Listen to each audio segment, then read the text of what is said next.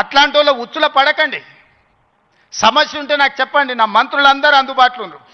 మీ మంత్రి లక్ష్మణ్ ఎవరే? మీ మధ్యలో ఉండేటోడే కదా. పొన్నం ప్రభాకర్ ఎవరే? విద్యార్థి రాజకీయాల నుంచి వచ్చినోడే కదా. ఏ పేరైనా తీసుకోండి. ఈరోజు నా మంత్రివర్గంలో ఉన్నోళ్ళు మీకు అందుబాటులో ఉండనోళ్ళ, మీరు కలిస్తే చెబితే విననోళ్ళ. ఇవాళ ప్రొఫెసర్ కోదండరామ్ గారిని ఎమ్మెల్సీగా చేసినాం. ఎందుకు? మీ సమస్యలు విని చట్టసభలలో ప్రస్తావిస్తాడని. కుట్ర చేసి సుప్రీంకోర్టుకి వెళ్ళి కొట్టేపించారు. నేను మళ్ళీ చెప్తున్నా, సార్ 15 రోజులు మళ్ళీ ఎమ్మెల్సీకి పంపుతాం. ఎవడడ్డం వస్తాడో చూద్దాం. ఎందుకంటే ప్రజాస్వామికంగా ప్రజల సమస్యల్ని ప్రస్తావించే వాళ్ళు చట్టసభలో ఉండాలనేది నా ఆలోచన. అలాంటి వాళ్ళను పంపించినప్పుడు వాళ్ళకు కూడా పదవి ఉండొద్దని సుప్రీంకోర్టు వరకు పోయి కోట్ల రూపాయలు పెట్టి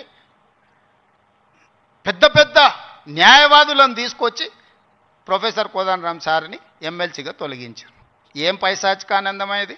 ఏం శునకానందం? సార్ ఒక్కడు ప్రొఫెసర్గా ఉంటే తప్ప, ప్రొఫెసర్ గారు ఎమ్మెల్సీగా ఉంటే తప్ప?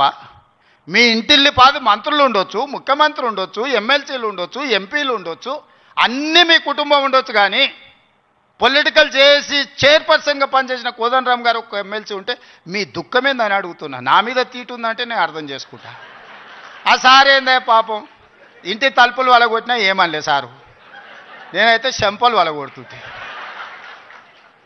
ఆయనను కూడా ఉండొద్దు ఎమ్మెల్సీగా అంటే ఎట్లాంటి ఆలోచనలతో ఉన్నారో ఒకసారి ఆలోచన చేయండి. నేను కాకుండా ఇంకెవరైనా ఉంటే కుమార్ గారు వైస్ ఛాన్సలర్ అవుతుండేనా? మీరు చెప్పండి, మీరు ఆలోచన చేయండి. జానయ్య గారు అక్కడ అవుతుండేనా వైస్ ఛాన్సలరు? ఈ సామాజిక చైతన్యం ఆనాడు దయాకర్ ఉద్యమంలో యాక్టివ్గా ఉన్నాడు కదా. 10-12 ఏళ్ళు పాపం ఏది రాకుండా అందరు అడ్డం పడ్డారు కదా. ఇవాళ ఎమ్మెల్సీ అయ్యింది కదా దయాకర్ కూడా. ఇవన్నీ ఎందుకు అవుతున్నాయి? బాలలక్ష్మి మీ బిడ్డనే కదా, మీ యూనివర్సిటీలో పెరిగిన అమ్మాయే కదా. ఈరోజు ఈ రాష్ట్ర ప్రభుత్వాన్ని నడిపే దాంట్లో భాగస్వామి అయింది కదా. నేను మీకు విజ్ఞప్తి చేసేది ఒకటే, అపోహలకు లోన్ కాకండి. అబద్ధాల సంఘాలు ఉంటాయి, దానికి అధ్యక్షులు ఉంటారు, తండ్రి కొడుకులు. ఆ అబద్ధాల సంఘం చెప్పి అబద్ధాలను మీరు నమ్మకండి.